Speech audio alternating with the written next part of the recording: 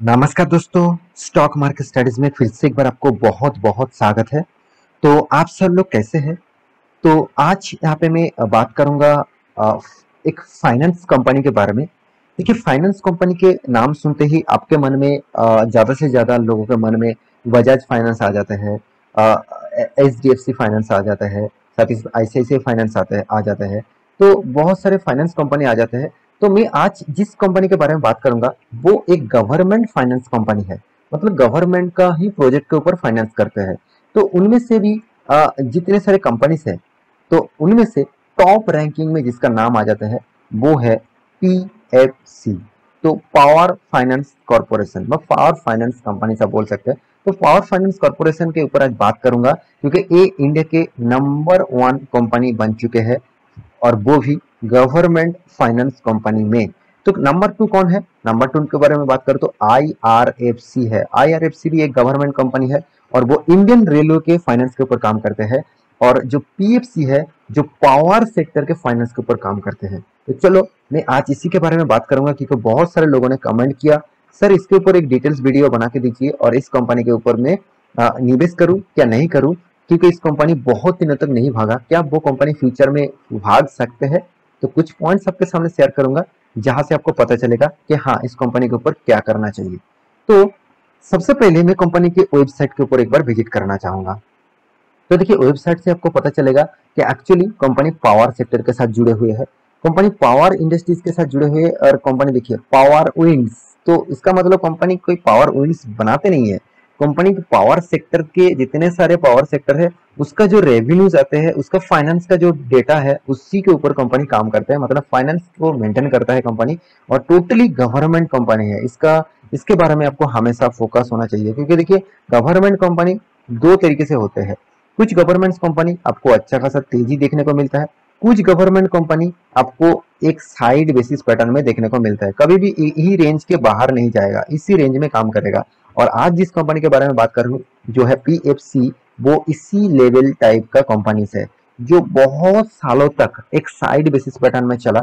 आज तक वो कंपनी उतना ग्रोथ नहीं कर पाया, तो फिर भी इस कंपनी के ऊपर बहुत सारे लोग भरोसा करते हैं। क्यों भरोसा करते हैं उसके ऊपर अब लॉजिक के साथ आपको समझाऊंगा।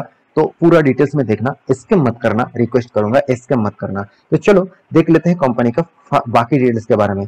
तो कंपनी का फाइनेंशियल डिटेल्स के बारे में बात करूं, तो कंपनी 29,300 करोड़ है। कोई छोटा मोटा कंपनी मत समझ लेना, कंपनी एक लार्ज कैप कंपनी बन चुके हैं, और कंपनी अराउंड 30,000 करोड़ का आसपास है। सबसे कंपनी का जो पॉइंट्स आपको दिखाऊंगा वो है पी रेशियो 2। तो कंपनी का खुद का इंडस्ट्रीज पी रेशियो कितना? करीबन करीबन 3.5 आप बोल सकते हैं। तो आप देखकर खुश हो जाएंगे, सर 2 रुपये का पी रेशियो एकदम सस्ते में मिल रहा है। क्योंकि 1 रुपया कमाने के लिए कंपनी को 2 रुपया देना पड़ रहा है, मतलब 2 रुपया इन्वेस्ट कर रहे हैं। तो बहुत अच्छी बात है, बिल्कुल अच्छी बात नहीं है। मैं जरूर कहूंगा बिल्कुल अच्छी बात नहीं है, क्योंकि हमेशा आपको एक चीज बताया जाता है कि पी रेशियो 10 से ऊपर होना चाहिए और 30 के नीचे होना चाहिए। तो ये एक लेवल है जिस लेवल को आपको बेस्ट माना जाता है। तो 10 से ऊपर मतलब 15 से नीचे, अगर 10 तक 15 से 20 के नीचे अगर आपको दिखे तो वो लो पी रेशियो माना जाता है। और 15 के ऊपर आपको दिखे 30 तक, तो आपको हाई पी रेशियो बताए जाते हैं। तो ये जो लेवल है, ये लेवल बेस्ट है एज ए अकाउंटिंग, मतलब अकाउंटिंग के हिसाब से। तो फाइनेंशियल के हिसाब से ये लेवल बेस्ट है। फिर भी इसका पी रेशियो देखिए कितना कम है। तो आप कहेंगे से सस्ते में माल मिल रहा है। तो क्या आपको मैं एक एग्जाम्पल दे रहा हूँ। आप 1 लाख रुपया मार्केट में लेके जाएंगे, तो 1 लाख रुपया में आप 1 लाख रुपया में आप मतलब कोई स्टील खरीद के लेके आएंगे, और 1 लाख रुपया में आप गोल्ड खरीद के लेके आएंगे, तो आपको कितना मिलेगा? स्टील कितना मिलेगा और गोल्ड कितना मिलेगा आपको पता है। तो क्या कहेंगे कि मुझे 1 लाख रुपया में स्टील बहुत मिल गया, कि अच्छी बात है? बिल्कुल नहीं है। लोग स्टील खरीदने नहीं जाएंगे, लोग गोल्ड खरीदने चाहेंगे। तो उस पैसे से गोल्ड का फ्यूचर में भाव बढ़ेगा, गोल्ड वो वापस बेच के अच्छा खासा पैसा कमा पाएंगे। वो स्टील बेचकर अच्छा खासा पैसा नहीं कमा पाएंगे, कितना भी माल उसको मिल जाए। तो यही पॉइंट आपको बार बार मैं बोलना चाहता हूँ। किसी का पी रेशियो सस्ते में मिल रहा है तो यही इसे मत समझना कंपनी एकदम सस्ते में मिल रहा है, चलो मैं पूरा का पूरा पैसा वहां पे ही डाल देता हूँ। ऐसे बिल्कुल मत करना। बहुत सारे पैरामीटर्स आपको देखना चाहिए, जैसे इसका बुक वैल्यू। तो बुक वैल्यू कितना है? 270 रुपीज है। बुक वैल्यू के नीचे ट्रेड कर रहा है। सोचिए कंपनी में बहुत लोग कहेंगे कि कंपनी में दम है, तो इसलिए कंपनी बुक वैल्यू के नीचे ट्रेड कर रहे हैं, तो अच्छी बात है। ऑब्वियसली बुक वैल्यू के नीचे ट्रेड कर रहे हैं मतलब कंपनी में खासियत है, मगर कितना खासियत है अभी आपको पता चलेगा। तो चलो, यहाँ पे कंपनी का एनुअल इनकम कितना है, 14,000 करोड़। कंपनी के हाथ में कर्जा कितना है, करीबन करीबन 6,60,000 करोड़। 6,60,000 करोड़। जिस कंपनी का मार्केट कैप 30,000 करोड़ है, उसका कर्जा देखिए 6,60,000 करोड़। आप यहाँ पे मुझे फिर भी कमेंट करेंगे, सर आपने तो बता दिया 6,60,000 करोड़, ये तो एक फाइनेंस कंपनी है, और फाइनेंस कंपनी, बैंकिंग कंपनी हमेशा कर्जा लेकर ही तो काम करते हैं। बिल्कुल आपके बात सही है, तो फिर भी 9% कर्जा मुझे फाइनेंस इंडस्ट्रीज में भी बहुत ज्यादा लगता है। तो आप बैंकिंग के बहुत सारे कंपनीज देखेंगे, जैसे एचडीएफसी बैंक 7% कर्जा है, मतलब 7% डेब्ट ऑफ इक्विटी है। क्या इसका मतलब एचडीएफसी बैंक खराब हो गया? आप कहेंगे बिल्कुल भी नहीं। उसका जितना कर्जा है उतना उसका मार्केट कैप भी देखिए, कितना तगड़ा मार्केट कैप है, उसका प्रॉफिट रेशियो भी देखिए, इसका भी प्रॉफिट रेशियो शानदार है। 14,000 करोड़ कोई छोटा मोटा प्रॉफिट नहीं कर रहा है। कंपनी खुद का मार्केट कैप के हिसाब से कंपनी 50% प्रॉफिट ग्रोथ कर रहा है, वो बहुत तगड़ा परफॉर्मेंस है। मैं इसमें कोई भी गुंजाइश नहीं है कि इसमें खराबी है, बिल्कुल नहीं है। फिर भी मैं इसका कर्जा थोड़ा सा मुझे ज्यादा लग रहा है एज ए फाइनेंशियल इंडस्ट्रीज के हिसाब से। कंपनी के हाथ के फ्री कैश फ्लो जो है अराउंड 1,500 करोड़ का।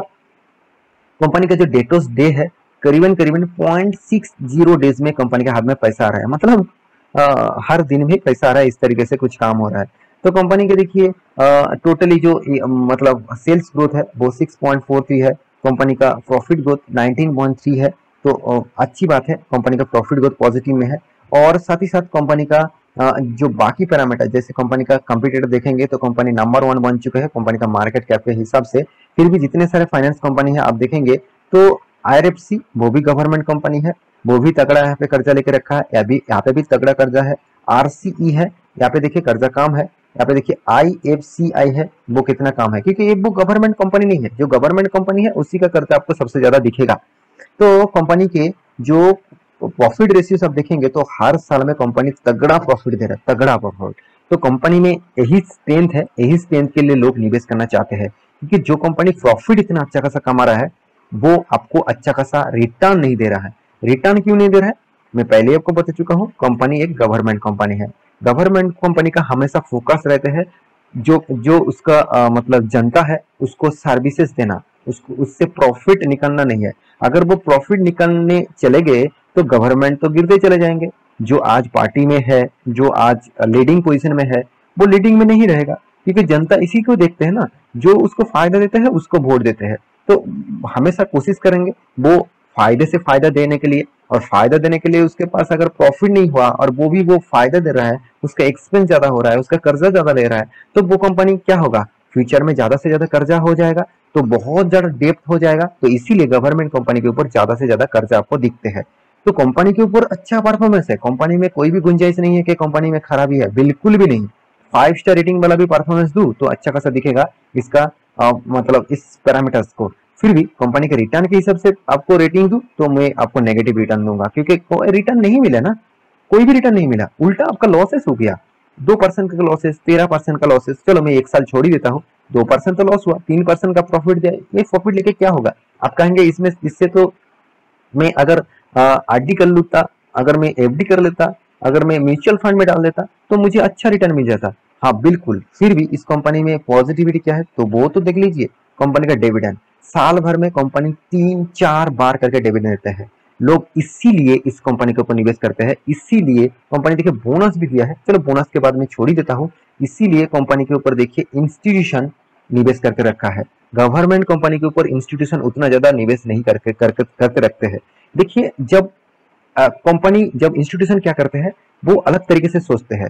मान के चलिए उसके पास, मैं छोटा एग्जांपल दे रहा हूँ, 100 रुपीज है तो 100 रुपीज में कुछ रिक्सी कंपनी खरीद लेंगे, कुछ सेपेस कंपनी खरीद लेंगे, कुछ कंटिन्यूअसली एक लेवल में चलेगा, उसको प्रॉफिट नहीं मिलेगा मगर उसको डिविडेंड मिलेगा, वहां से एक अच्छा खासा अर्निंग हो जाएगा। इस तरीके से भी कुछ कंपनी वो चुन लेंगे। तो इस तरीके से डाइवर्सिफिकेशन करके वो निवेश करते हैं। तो आपको भी उसी का टॉपिक, उसका ही लॉजिक यूज करना चाहिए, क्योंकि आज देखिए म्यूचुअल फंड कंपनी अगर बर्बाद हो गया तो सोचिए स्टॉक मार्केट ही खत्म हो जाएगा, क्योंकि सबसे ज्यादा इन्वेस्टमेंट तो वो ही करते हैं ना, mutual fund company, FISDS, institution ही करते हैं।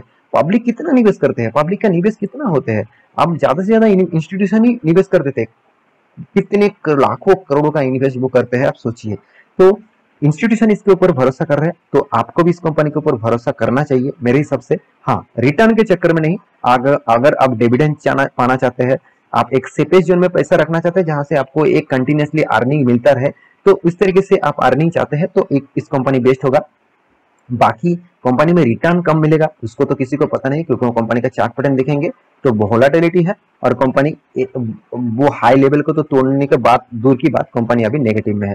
तो मैं इस कंपनी के बारे में एक चीज कहूंगा, कंपनी के ऊपर स्टडी करना, उसके बाद निवेश करना। ऐसे नहीं कि कल जाकर निवेश कर दीजिएगा। सर ने बताया इस कंपनी के बारे में ऐसे बिल्कुल मत करिएगा। मैं कोई भी स्टॉक के रिकमेंडेशन नहीं करता हूँ, मैं उस कंपनी के बारे में डिटेल्स डिस्कस आपको करता हूँ, जाते मतलब आपको जानकारी ज्यादा से ज्यादा उस कंपनी के ऊपर मिले। तो आशा करता हूँ सारी जानकारी आपको मिल चुका है। मेरे इस वीडियो को कैसा लगा जरूर कमेंट करना। प्लीज आपके कमेंट का इंतजार मैं करूंगा, और कमेंट जरूर करना, कुछ भी कमेंट करना। मैं कुछ गलत बता दिया वो तो कमेंट पहले से आप कर देना, क्योंकि आप उस कमेंट को मैं सबसे पहले ऑब्जर्व करता हूँ, उस कमेंट से मैं बहुत कुछ सीखता हूँ। मुझे कुछ मतलब कमियां हैं तो मैं भी अभी सीखता हूँ, क्योंकि देखिए सब कुछ जान के मैं नहीं आया, बहुत कुछ जानना बाकी है। आपके पास भी कुछ कमेंट है मुझे शेयर करिए, तो मैं उस कमेंट का जरूर आंसर मैं आपको दूंगा। और किसके ऊपर आपको वीडियो देखना है उसका भी कमेंट आप कर सकते हैं। मिलते हैं नेक्स्ट टॉपिक लेके, तब तक के लिए अच्छे से रहिए, अपने ख्याल रखिए।